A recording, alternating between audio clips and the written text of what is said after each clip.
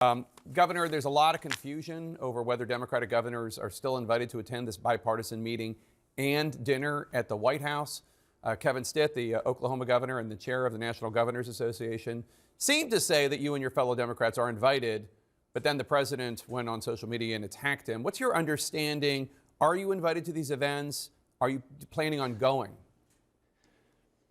It's just a lot of drama, and it's unnecessary. You know, governors wake up every day focused on getting results, on creating better jobs, creating safer communities, expanding access to health care, improving our public schools. And this meeting is an annual bipartisan tradition where we try to push our differences aside and talk about how we move forward in those areas. Yet the president has just turned it into drama, inviting and disinviting others. It no longer looks like it's going to be productive at all. At this point, I'm not going. If you're not going to invite all the Democratic governors, this chair of the DGA isn't going to be there. So just for the record, it's Jared Polis of Colorado and Wes Moore of Maryland who are the two Democrats not invited. Are you worried at all that you not going will ultimately hurt your constituents in any way, denying you an opportunity to bring up your concerns with the president directly?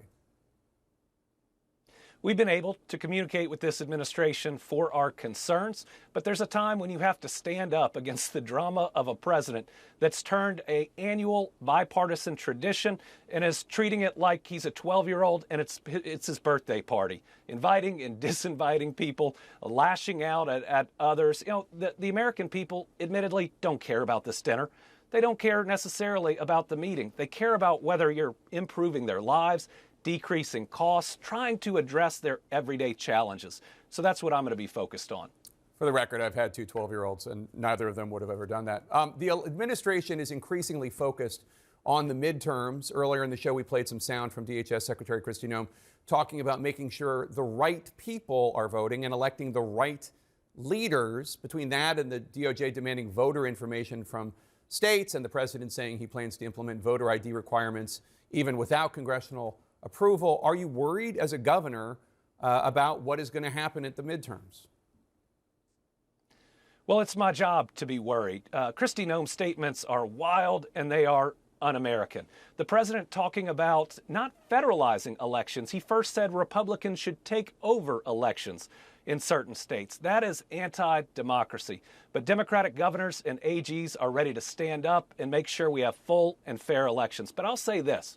If you try to intimidate the American people, especially when it comes to something so foundational as voting, I think you're underestimating them. I think you'd see huge lines and people singing.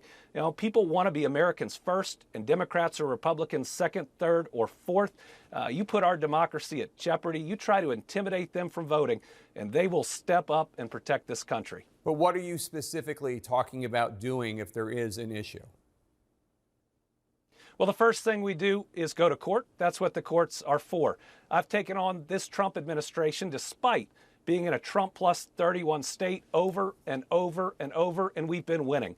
When they've tried to take the personal information of our citizens so that they can use it as they wish, we stood up to them. When they tried to cancel funding so that we could create a warning system in eastern Kentucky for the next time it would flood, we stood up to them. Time and time again, they've overreached, like trying to send National Guard from Texas to Illinois. We were a part of that lawsuit, standing up and winning for the American people. You talk about needing FEMA in the case of a natural disaster of any sort. Are you worried at all about Senate Democrats blocking DHS funding in this latest government shutdown standoff? Well, hopefully it won't last too long because FEMA is incredibly important and, I will admit, is operating pretty well under this president, at least the people on the ground that are helping people after the natural disasters. But ICE is out of control. They have an American body count. They have injured and wrongfully shot others. They have 2 agents that are being investigated for perjury, and their leadership attacks anyone involved in an altercation with ICE as domestic terrorists before they even know the information. This is a group that thinks they can barge into an American's home with an administrative warrant. We have to stand up for them, and Democrats should be using their leverage to try to get reform and retraining. So you're the new chairman of the DGA, as you alluded to. You had an op-ed in the New York Times talking about how the focus of the Democratic Party must return to creating better jobs, more affordable and accessible health care, safer roads and bridges, education, communities where people feel safer.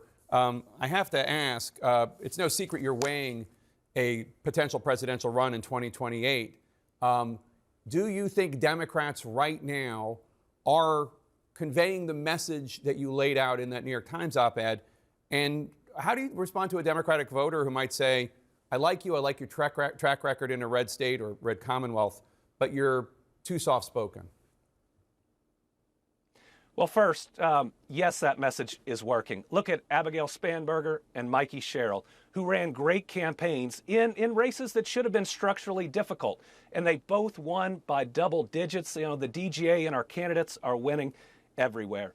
For me, I believe that the American people want stability, that Donald Trump is exhausting. Many Americans feel like the pendulum swung too far during the Biden administration and has swung way too far during the Trump administration. And what they want is an America where they can wake up every morning and not be worried about its future.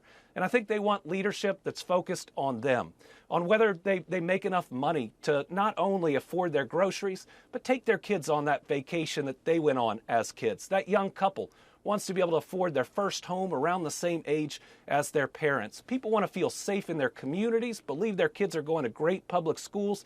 Those are the types of things that I think are not only appealing to the American people, but maybe can help us heal, to recognize that most of our concerns are the same, that our neighbor is not the enemy from within. She's just our neighbor doing her best in a tough world. Governor Andy Beshear, thank you so much, sir. Appreciate your time.